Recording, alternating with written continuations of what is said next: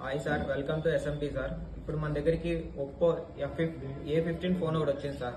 Mobile short అని customer తీసుకొచ్చి ఇవ్వడం జరిగింది. మనం లైవ్ లో మన స్టూడెంట్స్ ముందే ఫోన్ రిపేర్ చేయడం ఇవ్వడం జరుగుతుంది.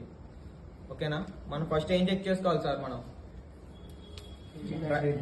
మెయిన్ లైన్స్ చెక్ చేసుకోవాలి. ఏమి ప్రైమరీ లైన్స్ చెక్ చేసుకోవాలి సార్. అవి ఏమేమి లైన్స్ అంటే VBAT, VPH, VBUS 3 చెక్ చేసుకోవాలి. ఈ 3 ఎక్కడ ఉంటాయి సార్? మనకు ఛార్జింగ్ ఐసి కార్డ్ ఉంటే ఉండవా?